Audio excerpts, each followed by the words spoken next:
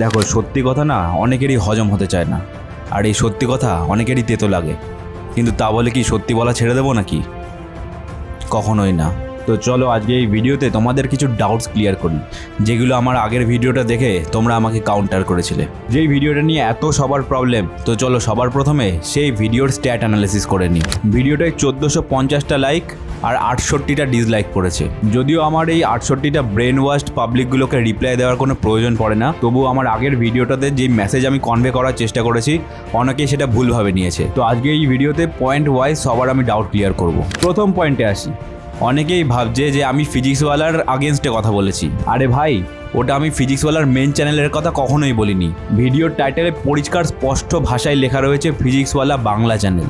আমার নিজেরই NEET crack হয়েছে ফিজিক্সওয়ালার মেন চ্যানেলের জন্য, তাহলে আমি কেনই বা তাদের আগেনস্টে গিয়ে কথা বলবো? বুড়ো বয়সে হসপিটালের বেডে শুয়ে যখন আমি আমার শেষ নিঃশ্বাসগুলো নেব, সেই শেষ নিঃশ্বাস অবধি আমি ফিজিক্সওয়ালার মেন চ্যানেলের টিচারগুলোকে ভগবানের চোখে দেখে যাব। তারা আমার কাছে সত্যি ভগবানের মতনই। তারা না থাকলে হয়তো আমার নিট ক্র্যাক কখনোই হতো না। আর আমার এই কথাগুলো যদি তোমাদের বিশ্বাস না হয়ে থাকে, তাহলে আমার এই চ্যানেলের প্রথম ভিডিওটা একবার দেখে এসো, আমি ফিজিক্সওয়ালাকে কতটা ভালোবাসি। আর তাতেও যদি তোমাদের বিশ্বাস না হয়ে থাকে, 2022 সালে আমি যখন চান্স পেয়েছিলাম, আমার একটা হিন্দি চ্যানেল খুলেছিলাম আমি, অংশুমান ঘোষ নামের। সেই চ্যানেলের প্রথম ভিডিওটা গিয়ে তোমরা দেখতে পারো যে ফিজিক্সওয়ালাকে আমি ক্রেডিট দিয়েছিলাম কি দিইনি। আর আমি আগেও বলেছি, এখনও বলবো এবং ভবিষ্যতেও বলবো যে আমি ফিজিক্সওয়ালার জন্যই নিট ক্র্যাক করতে পেরেছি। আর কমেন্টে যারা বলছিল যে এই ভিডিওতে ফিজিক্সওয়ালাকে রোস্ট করেছে, পরের ভিডিওতে আনএকাডেমির প্রমোশন আনবে, আমার লাইফে যদি আমি কোনোদিনও এই আনএকাডেমি নামের প্ল্যাটফর্মটাকে যদি প্রমোট করেছি, তাহলে আমি আমার MBBS সিট ছেড়ে দেবো। এইটুকুনি গ্যারান্টি আমি সবাইকে দিয়ে রাখলাম। Alak sir, MR sir, Pankaj sir, Tarun sir, Manish Dubey sir, এরা আমার কাছে ভগবানের চেয়ে কম কিছু নয়। আশা করি ওই ব্রেন ওয়াশ পাবলিকগুলো যথেষ্ট প্রমাণ পেয়ে গেছে যে আমি ফিজিক্সওয়ালাকে ভালোবাসি কি বাসি না। আমার মেন প্রবলেম কোথায় হয়েছিল জানো? ওই বায়োলজি পেপারটাকে ইজি বলা নিয়ে, যেটা আমার একদমই ভালো লাগেনি, আর তারই প্রোটেস্ট আমি করেছিলাম। এবার আসছি সেকেন্ড পয়েন্টে। অনেক ইঞ্জিনিয়ারিং স্টুডেন্টরা ভেবেছে আমি তাদের অপমান করেছি। আমার ভিডিওটা যে মন দিয়ে দেখেছে এবং শুনেছে, সে অবভিয়াসলি বুঝতে পেরেছে যে আমি কথাগুলো NTA-কে বলেছি, আমি সিস্টেমকে কোশ্চেন করেছি, কোনো ইঞ্জিনিয়ারিং স্টুডেন্টকে আমি অপমান করিনি। আমার কোনো ইন্টেনশন ছিলই না ইঞ্জিনিয়ারিং স্টুডেন্টদের অপমান করার। তাও যদি কারোর খারাপ লেগে থাকে, 1% হলেও কারোর যদি খারাপ লেগে থাকে, আমি মন থেকে ক্ষমা চেয়ে নিচ্ছি। থার্ড পয়েন্টে আসি চলো। কিছু কিছু পাবলিক আমাকে বলছে যে তুই কতবার JEE মেন্স দিয়েছিস, যে বলছিস নিটের ফিজিক্স পেপার 7 থেকে 8 গুণ টাফ এসছে। ওরে আমার চাদু, 2021-22 সালের MR স্যারের লেকচারগুলো একবার দেখে আসিস তো, যে JEE মেন্সের প্রত্যেকটা শিফটের কোশ্চেন স্যার করিয়েছিল কিনা। আজ MR স্যারের বিরুদ্ধে এতজন আঙুল তুলছে, আমি 100% গ্যারেন্টি দিয়ে বলতে পারি যারা এই আঙুলগুলো তুলছে তারা কোনোদিনও MR স্যারের লেকচার A to Z অবধি ফলো করেইনি। নিটের লেভেলের কোশ্চেন তো ছেড়েই দিলাম, JEE মেন্স ইনফ্যাক্ট কিছু কিছু JEE অ্যাডভান্স লেভেলের কোশ্চেন করাতো স্যার। তখন স্টুডেন্টরা MR স্যারের লেকচার অ্যাটেন্ড করতে গিয়ে রীতিমতো কেঁদে ফেলতো, এতই লং লং লেকচার হতো স্যারের। নেক্সট টাইম থেকে যদি দেখেছি MR স্যারের আগেনস্টে আঙুল তুলেছিস, তবে মনে রাখবি যে একটা আঙুল MR স্যারের দিকে তুললে বাকি 3টে আঙুল তোর নিজের দিকে তোলা আছে। তাই নেক্সট টাইম কোনো টিচারকে ডাউট করার আগে কম করে 100 বার ভেবে কথা বলবি। আচ্ছা, এবার চল দেখি নিট আর JEE মেন্সের লেভেল নিয়ে যারা আমাকে কোশ্চেন করেছিলিস তাদেরকে জবাব দিই। আমার কথা তোদের বিশ্বাস করতে আমি বলিনি, আলাক স্যারকে তো বিশ্বাস করিস। চল দেখি আলাক স্যার কি বলেছে। मुझे लगता है नीट ने अपना लेवल JEE मेन से बहुत ऊपर कर दिया इस बार। JEE मेन से बहुत ऊपर था, मैं सही गलत की बात नहीं कर रहा हूँ, पर यह है सच। JEE मेन से भी टफ था और अच्छा खासा टफ था। It is much much much bigger than, बहुत डिफरेंस, बहुत बड़ा कर दिया as compare to JEE main. मतलब JEE मेन का भी जो लेवल होता है ना, वो इस बार के नीट 2025 के फिजिक्स के सामने, स्पेशली नीट 2025 के सामने ये लेवल बहुत ज़्यादा था। JEE मेंस को बहुत गुना बीट कर दिया इसने। বিশ্বাস কি হলো তোদের? বাট আমি জানি যে এখনো কিছু ব্রেন ওয়াশ পাবলিক থাকবে যারা আলাক স্যারকেও বিশ্বাস করবে না, আর বলবে যে আলাক স্যার তো নিজে নিটের টিচার, তাহলে কি করে JEE মেন্সের লেভেল বলছে, তাই তো? চল তাহলে তোদের কাট্টার অ্যাডভান্স লেভেলের টিচারের কথা শোনাই, সেলিম স্যার। और सर एक चीज़ और, ये बात सही है कि हम बेसिक टू एडवांस जाते हैं, लेकिन एडवांस से पहले हमारे बच्चों का भी पेपर होता है जिसका नाम है मेंस। सही बात। और उसका लेवल तो सर मैं ना ही बोलूँ तो अच्छा है, जो नीट के 5 साल के पेपर आ रहे हैं उससे भी लो है कायदे में। এবার কি তোদের বিশ্বাস হলো নাকি এখনো বিশ্বাস করছিস না? এরপরে যদি বিশ্বাস না করিস তাহলে আর কিছু করার নেই। এবার ফোর্থ আর লাস্ট পয়েন্টে আসি। যেটার জন্য সবাই এতক্ষণ ধরে অপেক্ষা করেছিল। কন্ট্রোভার্সি নিয়ে কথা বলবো। ফার্স্ট অফ অল আমি ওই ভিডিওটাই পিডব্লিউ বাংলার একটা ছোট্ট 1 মিনিটের ক্লিপ ইউজ করেছি। আর ওই ক্লিপটা দেখে আমি এটাই বলেছি যে বায়োলজি পেপার ইজি এসছে, হালুয়া এসছে, এই কথাগুলো নিয়ে আমার প্রবলেম ছিল। তোমাদের ওই XYZ স্যারের কোয়ালিফিকেশনও জানতে চাইনি, আর এটাও জানতে চাইনি যে স্যারের নোট থেকে কটা কোশ্চেন এসছে। কিন্তু ওই 1 মিনিটের ক্লিপে স্যারকে গিয়ে আমি খুব ডিসরেসপেক্ট করে ফেলেছি? আমার তো ওই মনে হলো না। যদি ডিসরেসপেক্ট করেও থাকি আমি মন থেকে ক্ষমা চেয়ে নিই। কিন্তু স্যার আমার ওই রিপ্লাই ভিডিওটা মোটেই রেসপেক্টফুল বলে মনে হলো না, কোনো টিচার সুলভ আচরণ বলে আমার একদমই মনে হয়নি। আমি আগের ভিডিওতে না আপনার কোয়ালিফিকেশন জানতে চেয়েছি, না আপনার পড়ানো নিয়ে কোনো ডাউট করেছি, আর আমি কখনোই জানতে চাইনি যে আপনার নোট থেকে কটা কোশ্চেন কমন এসছে। আমার মনে হয় কি আপনাদের একটু লজিক ইউজ করে রিপ্লাই ভিডিওটা বানানো উচিত ছিল। লজিক আমি খুঁজে পেলাম না ভিডিওটায়।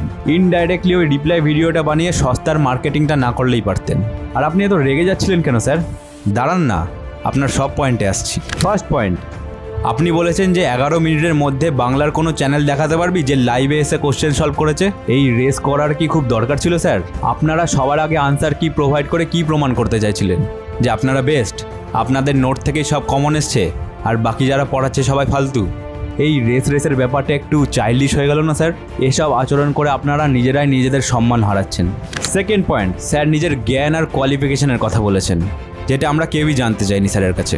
স্যার বলেছেন যে পাড়ার সমস্ত লোকের কোয়ালিফিকেশন কালেক্ট করে নিয়ে আসলেও নাকি স্যারের লেভেলে পৌঁছানো যাবে না। স্যারের এই কথাটা শোনা মাত্রই আমি পাড়ার লোকেদের কাছে কোয়ালিফিকেশন কালেক্ট করতে গেছিলাম, যাতে স্যারের একটু লেভেলে আসতে পারি। কিন্তু স্যার আমার পাড়ার লোকগুলো না আপনার কোয়ালিফিকেশনের প্রুফ চাইছে।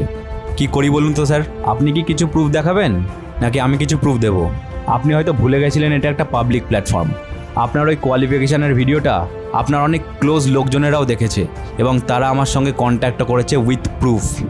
এই যে XYZ স্যার, আপনাকেই বলছি, রামকৃষ্ণ মিশন থেকে যে আপনি পাস আউট করেছেন, তা ক্লাস 10th পাস আউট করেছেন নাকি 12th, আর নাকি ক্লাস 8 অবধিই পড়েছেন?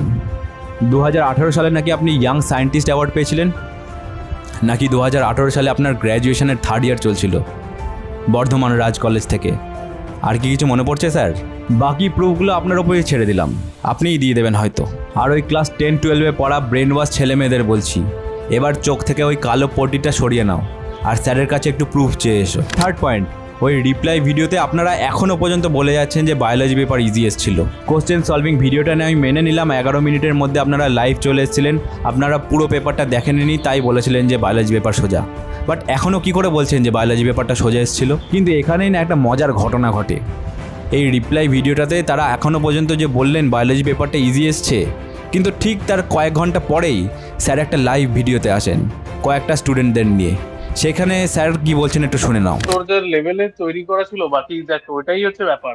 এবছরে কোয়েশ্চেন পেপার তো ভালোই বুঝতে পারছিস যে এদিক ওদিক করে এখান থেকে ওখান থেকে একটু ঘেঁটেছে, ঠিক আছে? এর আগে পর্যন্ত ইজি দিয়ে দিয়ে দিয়ে দিয়ে ঘেঁটেছিল, যেটা আমাদের হ্যাবিট হয়ে গেছিল, অভ্যাস হয়ে গেছিল। এবছর থেকে তার পুরো উল্টো, অপোজিট একটা কেস, ঠিক আছে? ইমা, এতক্ষণ ধরে যে ইজি ইজি বলছিল, তা হঠাৎ এখন উল্টোটা বলছে কেন স্যার? স্যার আপনি নিজেই নিজেকে রোস্ট করার একটা পারফেক্ট এক্সাম্পল দিয়ে দিলেন। আর আপনারা নিট পরীক্ষার আগের দিন সারা রাত ম্যারাথন পড়িয়ে গর্ববোধ করছেন? আপনারা না হয় নিট পরীক্ষা দিন সারাদিন নাক ডেকে ঘুমোবেন। বাচ্চাগুলো যদি নিটের আগের সারা রাত ব্রেনকে রেস্ট না দেয়, তবে এত বড় একটা এক্সামে ভালো পারফর্ম করবে কি করে স্যার? আপনারা মেডিকেল এন্ট্রেন্স এক্সামের জন্য পড়াচ্ছেন, এইটুকু ন্যূনতম সেন্স পর্যন্ত নেই আপনাদের? আমি মেনে নিলাম আপনাদের কথায় যে MBBS এর কোনো লেভেলই নেই, তাই লেভেলহীন ডিগ্রির এন্ট্রেন্স এক্সামের জন্য কেন পড়াচ্ছেন আপনারা? আমার কিছুই ক্লিয়ার হচ্ছে না এসব। আমি আমার ভিডিওতে একটা বারের জন্য বলিনি যে বায়োলজি কোশ্চেন পেপার হার্ড এসেছিল। আমি বলেছি কোশ্চেন পেপার লেন্দি এসেছিল, টুইস্টেড কনসেপচুয়াল কোশ্চেন এসেছিল, যেই কোশ্চেন পেপার সলভ করতে গিয়ে স্টুডেন্টের অনেকটা টাইম চলে গেছে, আর সেই ইম্প্যাক্টটা ফিজিক্স আর কেমিস্ট্রিতে পড়েছে। তো চলো বায়োলজি পেপার নিয়ে ফিজিক্সওয়ালার মেন চ্যানেলের টিচারগুলো কি বলছে একটু শুনে নি। और काफी सारे स्टूडेंट से, काफी सारे अलग अलग कोचिंग इंस्टीट्यूट के टीचर से भी बात हुई। सबका यही कहना था कि ये जो पेपर बना है, ये one of the toughest paper है in the history of NEET. अगर आप पिछला कोई भी पेपर उठा के देखेंगे, ये पेपर काफी टफ था कंपैरेटिवली।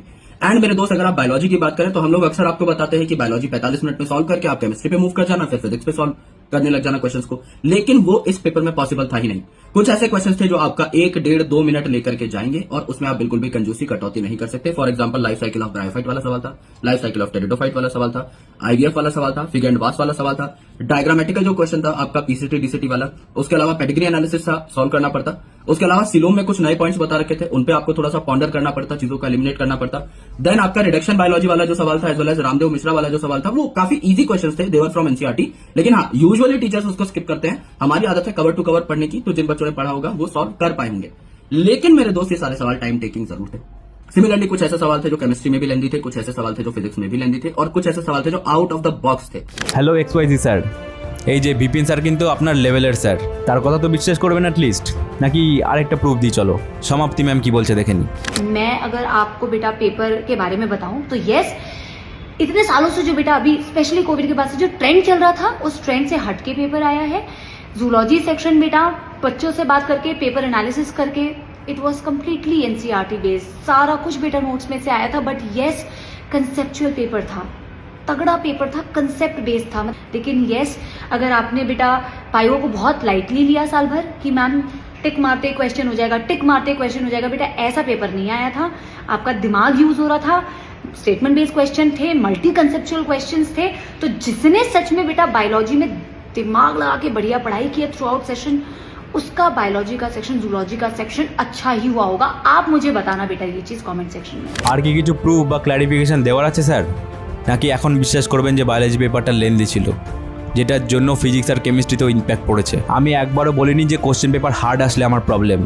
হার্ড আসুক না, হার্ড আসলে সবার জন্য হার্ড আসবে, ইজি আসলে সবার ইজি লাগবে। আলটিমেটলি কলেজের সিলেকশন র্যাঙ্ক দেখে হবে, মার্কস দেখে নয়। তো যেসব 10-12-এর ব্রেন ওয়াশ করা পাবলিকগুলো কমেন্ট করছিলিস, এই ভিডিওটা একটু ভালো করে দেখে নিস, আর তোদের এক্সওয়াইজি স্যারকেও দেখিয়ে দিস। আশা করি সবার সমস্ত ডাউট ক্লিয়ার করতে পারলাম। এরপরেও যদি কারোর ডাউট থাকে, আমার আর কিছু বলার নেই। আমার কথাগুলো একটু হার্শ লাগলেও এটাই রিয়েলিটি। তাও যদি কারোর আমার কথায় কোনো হার্ট হয়ে থাকো, আমি মন থেকে ক্ষমা চেয়ে নিচ্ছি। দেখা হচ্ছে অন্য কোনো দিন অন্য কোনো ভিডিওতে। This is Anshuman Ghosh, signing off.